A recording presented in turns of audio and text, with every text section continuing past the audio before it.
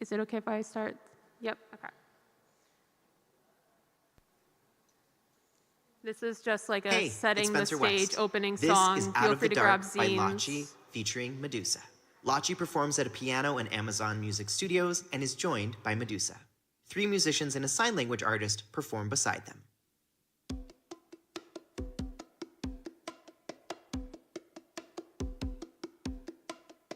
Bring me your freaks and your outcast geeks. Grab a shot glass at my table. Screw up your lipstick, misfit. Stay forever numb, young and done with labels. Yeah, slightly stable, yeah.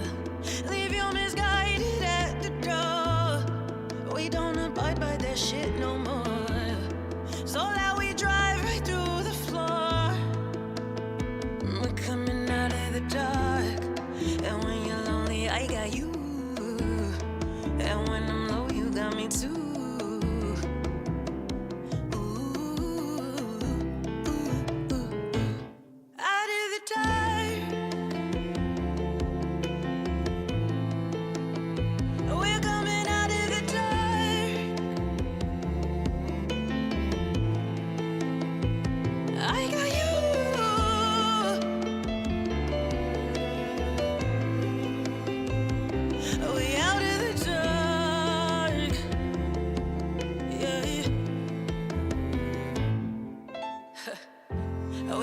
Dressed up, about to tear the place up, finna bring the horror.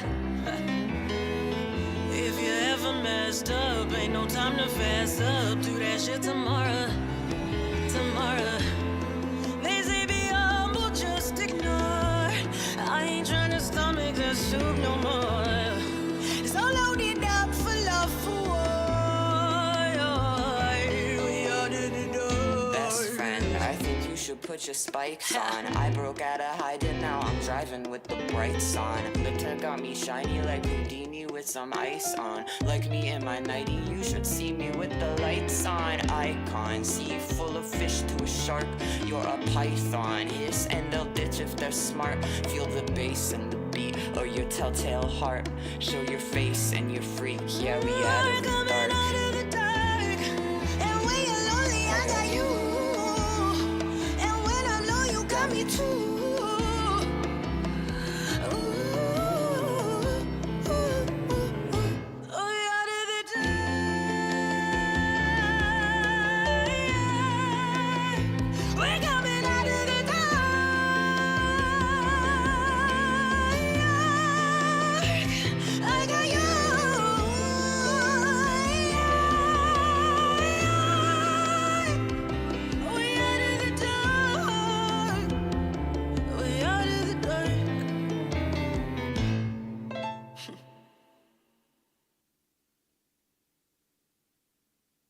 Hello.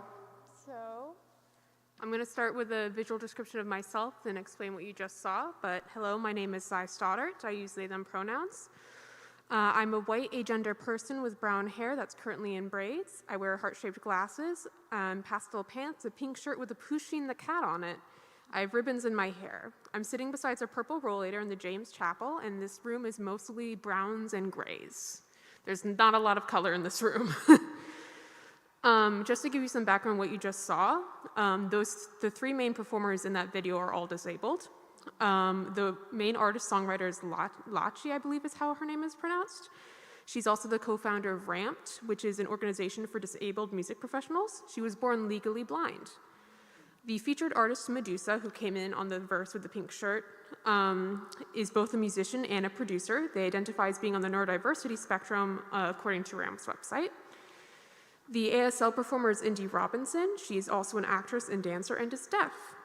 For the background performers, just some facts about them. The soloist is Mercedes Lysacker. She actually specializes in rock and metal music. On the bongos is Lisette Santiago, who's a music educator and I think has actually won a Grammy. The bassist is Kaylin Bryant, who's a graduate of Juilliard. So this is a really cool group of people.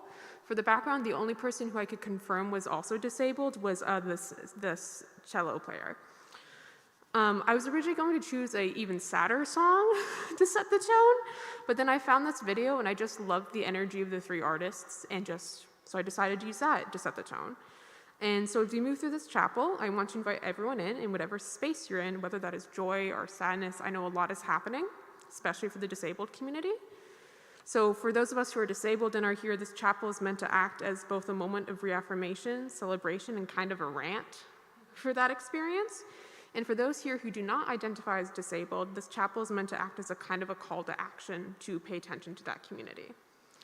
So I have like different papers for everything that I'm doing. So that was the greetings. For the piece that I'm doing a reflection on, instead of doing a scripture, I found a poem by a disabled poet. I am going to scroll through it while you hear them speak it, so if you do not have access to the words, you can read them up here. But this is Ode to Plastic Cups by Naomi Ortiz, if I can get it to play. Hello, my name is Naomi Ortiz, and this is my poem, Ode to Plastic Cups. The goal is for no trash to be sent to landfills, incinerators, or the ocean. Zero waste definition, Wikipedia 2022. Weight of both reusable glass plus liquid means my wrist twists down, the only direction it bends. Sends drink to splash on carpets or slippery floor. Worse yet, non-flexing elbow means arm smacks cup across room with accidental gusto at least once a week. Beloved coffee cups shatter into hundreds of pieces. Must dredge energy to clean up now. Hot beverages, my expensive habit. At restaurants, I have to ask for a straw. Slick, perspiring drink, pointless to even try to lift to lips with fingers, hand, shoulder. Instead, I bat and slide glass across tabletop, position straw below mouth, sip, then push it back, nudge, shift.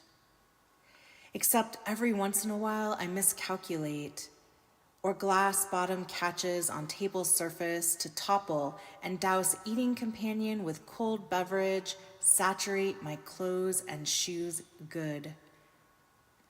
Unless the cup is plastic. Oh, chemically bonded vessel with your springy forgiveness, to bounce passively on floor, patiently listless. You wait for me to retrieve you in my own time. Oh, plastic cup, with your bright, shiny colors, your fun designs, your resilient sides.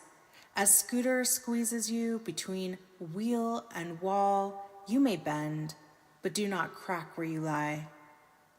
Weight light, large brim, I can sip straight from the rim. Glossy red party cups, sold in long plastic bags, last me month-long jags. I stock up, dollar store deals, just what works for my body. Call it an accommodation, this need for plastic cups. As a disabled person, independence is precarious. Daily life and reason, constructed upon a wobbly set of crip hacks, get me from can't to good enough. Where is my place in zero waste? So when I sat down to write a reflection on this poem, it was not actually a sit down. I was lying in bed past midnight and I couldn't sleep. And if you need a transcript of what I'm saying, there's a link on the program. But I had just finished a zine for this chapel, which you're welcome to get up and collect. And earlier that evening when I wrote this, and I was just so excited. I recorded about 24 minutes of reflections on this poem with my glasses off and I couldn't see what I was saying. I attempted to fit it into the following, and that is to say the bones of this are sleep deprived, so please do not judge me too harshly. I also realized I wrote something more frustrated and sadder than I intended to, and for that I apologize because I wanted to bring in joy, but I realized there's a lot of frustration right now. So when I read and listen to this poem, I find it gives voice to what I've been feeling lately.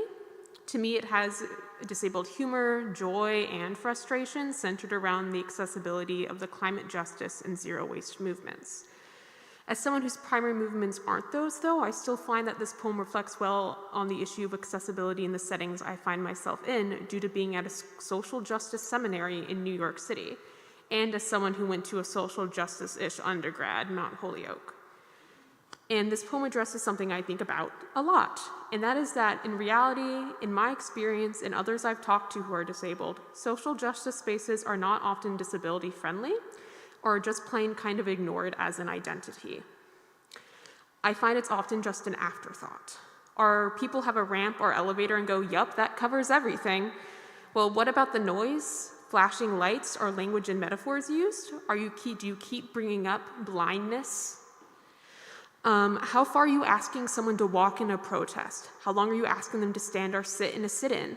Are you somewhere where someone can easily access their needs, like an accessible bathroom? Or plug in a plug to recharge like equipment, like electronic wheelchairs or medical equipment? Do you have good ventilation? What's the policy on masking? And in religiously justice spaces, are you writing on your Title III ADA exemptions and just saying, well, legally we don't have to? Simply put, social justice likes to give those of us with disabilities glass cups that are so foggy they can't even see who they gave it to. There's a term, invisible disabilities, and well, disability as a reality seems to be invisible too. And it really feels that way. I haven't seen a single non-disabled person talk about the imposing lawsuits surrounding Section 504, which, if you are not aware of, it is a funding law that prevents discrimination against people with disabilities in places that receive federal funding. 17 states have sued to declare this spending law unconstitutional. That's what one of the zines is about. That's the Texas versus Becerra lawsuit. And March 4th was the death anniversary of Judy Heumann, considered the mother of the disability rights movement. March 1st was also the Disability Day of Mourning, remembering disabled children and adults who have been killed by their caretakers. Yes, this is a problem. And yesterday, March 12th, was the anniversary of the Capitol Crawl, when activists left mobility aids at the bottom of the National Mall and began to crawl, edge, and climb their way up the stairs to get the ADA passed into law. With everything going on, I'm not surprised that no one remembers or even mentions these events. Heck, people are so silent about it that I almost forgot about it too, if it wasn't for the daily reminders of just living in my body. Ortiz ends the poem with the line, "Where's my place in zero waste?" And honestly, I'm asking that about a lot of things besides general social justice. Where's my place in theological studies? Where's my place in the academy? Where's my place in the study of interreligious engagement, my field, in my own tradition? Where's my place at Union? I don't like how theologians and preachers sometimes talk about disability. I'm getting a little sick of the song Amazing Grace, and you know, the linkage of blindness and therefore disability to spiritual lack or decay. I'm tired of stories where a disability is a prop to showcase someone else's story, like a healing narrative. I'm getting a little annoyed at unrecognized attempts at theodicy and how sometimes that the problem of evil includes, why did God make people disabled? Because apparently our lives can only be tragedies. So where's my place in theology? I don't like the academy as someone with a learning disability.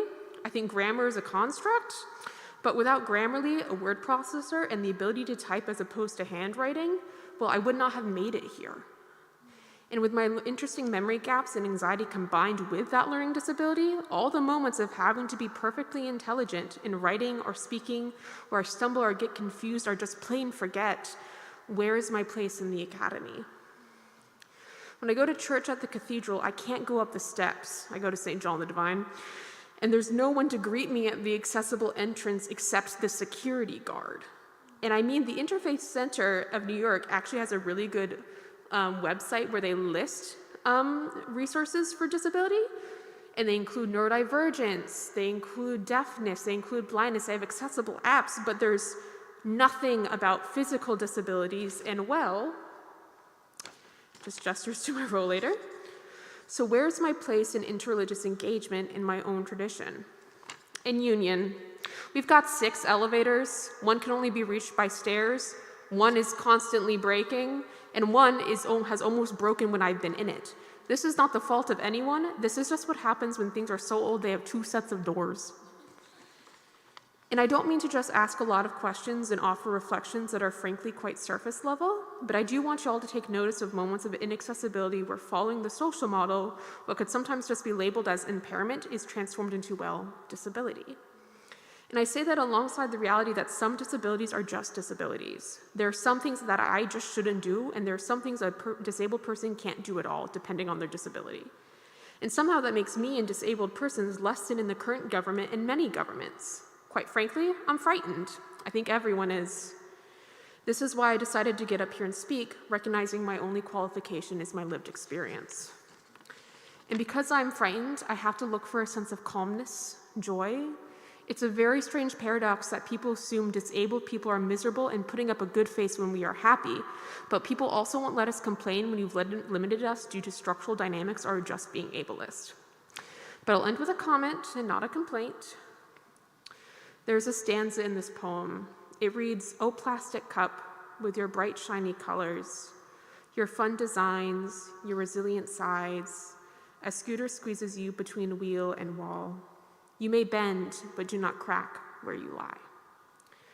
When I read this stanza, I think of my mobility aid, my rollator. Like a plastic cup, it too is a fun color with a fun design, at least to me. I get a lot of joy out of having it. I get a lot of joy out of using it. And it too doesn't bend, doesn't break, doesn't crack. Though sometimes I worry New York sidewalks will do that to the wheels. But mobility aids aren't the only aid I and others like me need. Like many marginalized groups, there's a need for allies. In our case, we also need caregivers. We also need friends and listeners and learners. So for people who have never heard the term disability justice or don't know what Section 504 is, to those people I'll say specifically, hello, my name is Zai, and I'm disabled. I need aids. I'm a part of a group that you can join involuntarily at any time. So I ask for you to come and support where you can. Don't forget our existence. Don't look away from us. Listen to our experiences, especially those who have intersectional identities, leadership of the most marginalized. And when things get hard for us, don't bend and don't break. Thank you.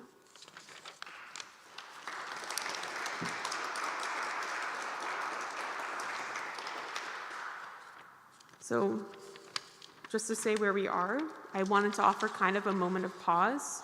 You do not have to reflect on what I said, but I wanted to offer a moment of just reflection to think about your own experience before we go into this kind of litany. You're invited to listen to the music. You can dance to it if you want. You can write your reflections on a journal or on your phone. You don't have to write at all. You can sit still and meditate, or whatever feels like grounding for you in the following, that will ground you for the following litany. And this is a song. It does have lyrics, but this is Galen Leah. And the song is titled "Watch the World Unfold." It is an original by her.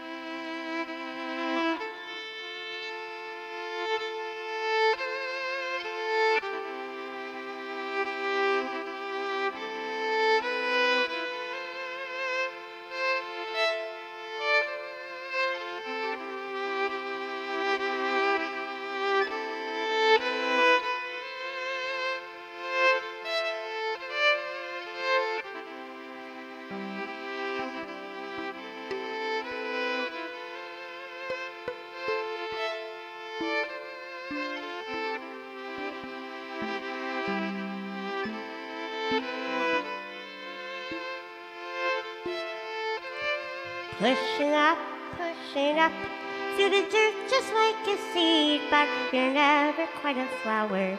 You feel more just like a weed. Driving through. You wanna know where you are going, but the windshield's always dirty, and you never get to see what makes you think that you'll ever get there. what makes you think you deserve to know? Who are you really? Are you so important? Take a look around and watch the world unfold. Watch the world unfold. Watch the world unfold. Watch the world unfold.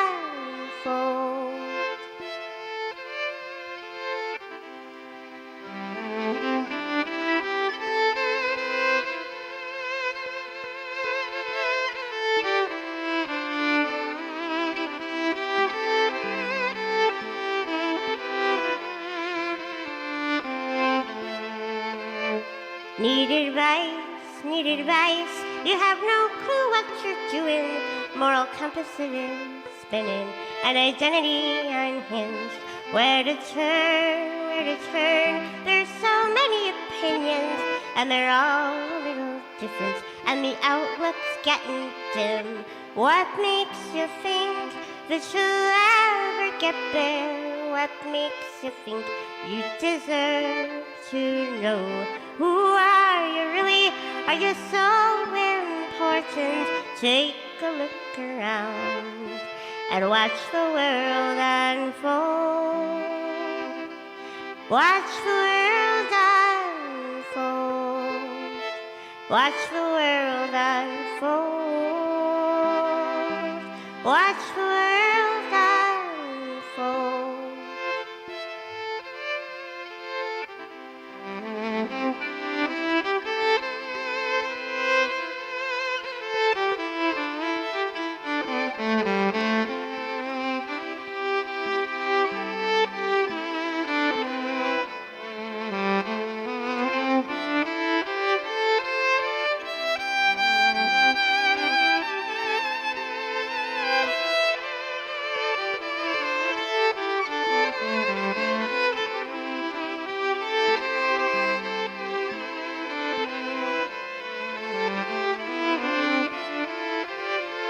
Pushing up through the dirt just like a seed, but you're never quite a flower.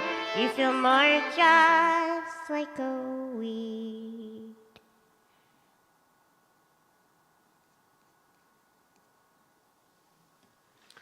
So for the next part, this is the litany. It also kind of serves as a bit of a call to action. It is based on the 10 Principles of Disability Justice, which is developed by Sins Invalid, which is a BIPOC and QT organization. They're a theater performance troupe, dance performance troupe.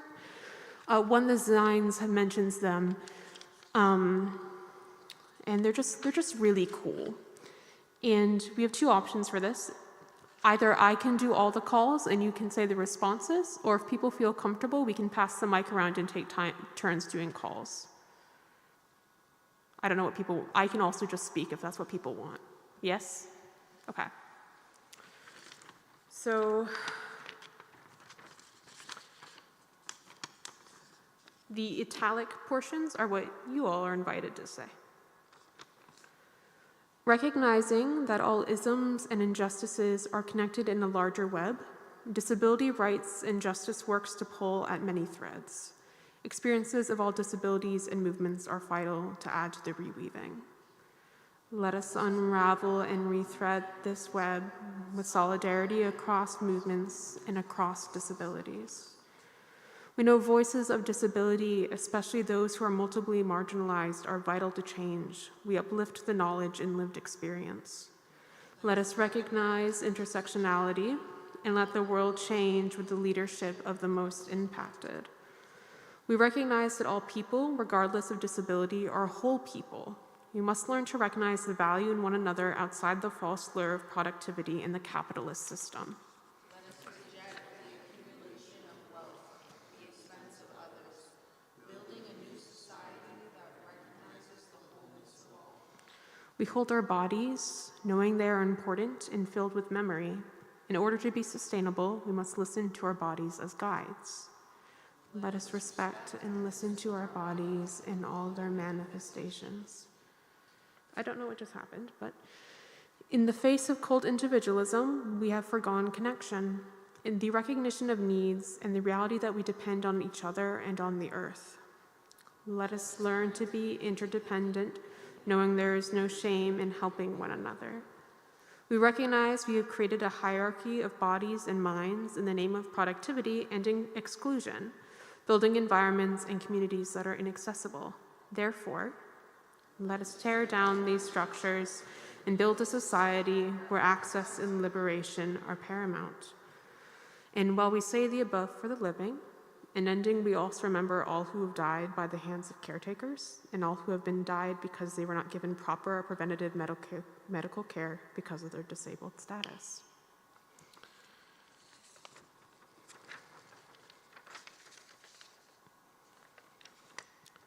The next part is a collect call to action.